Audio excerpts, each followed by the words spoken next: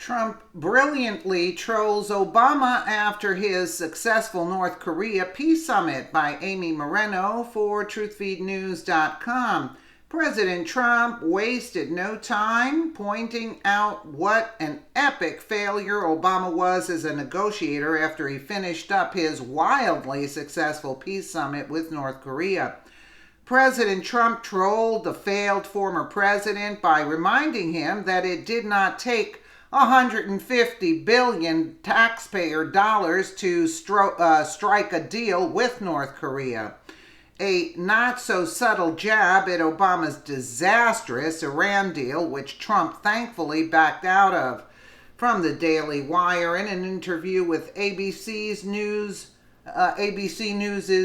George Stephanopoulos, President Donald Trump took a swipe at former President Barack Obama, suggesting that he was able to secure a deal with a rogue nuclear nation without dropping pallets full of cash on Tehran tarmacs. I said that too, right? Many of the same media figures who've scoffed at Trump's attempt to ink a nuclear deal with North Korea are the same media figures who trumpeted President Obama's deal with the mullahs of Iran. And Trump isn't willing to let the media forget about it. Both deals had their risks clearly, and Trump seems to want fair treatment in that regard.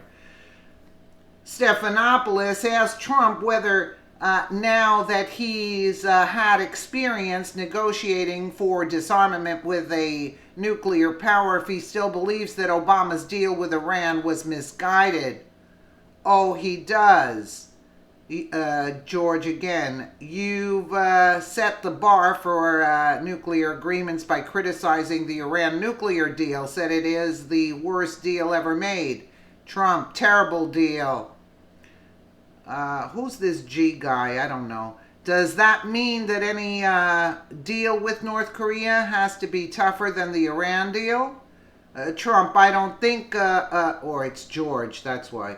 I don't think a deal could be softer. First of all, we're not paying 150 billion, okay? We're paying nothing from the standpoint other than you will see what happens.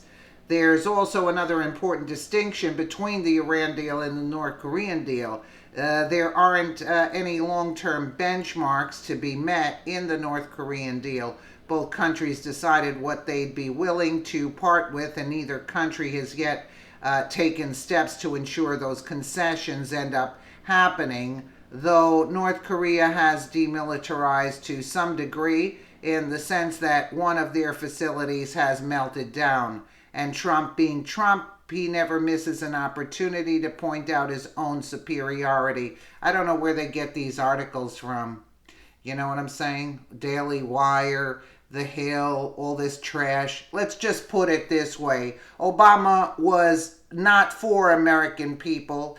He took 150 billion, dropped it off in cash in Tehran, okay? So he made a money off of that deal. Untraceable bills. You see what I'm saying? In cash.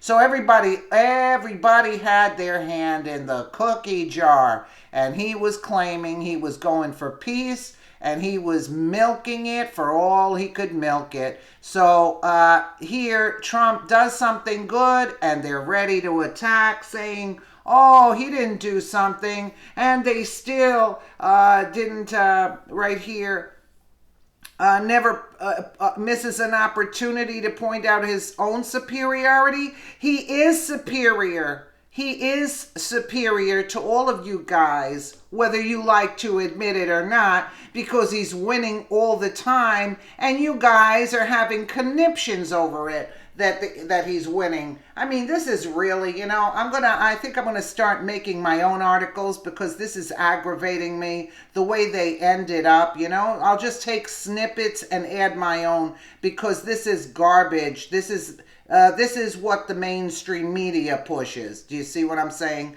They push all the garbage that Trump thinks who he is and everything. Listen, he's got to think to some degree who he is, or else he wouldn't be able to do what he did. If you don't believe in yourself, how you gonna go out there and make big deals with people if you don't believe in yourself? Come on, give it a rest. Let me know what you guys think in the comments below. And again, thank you so much for watching.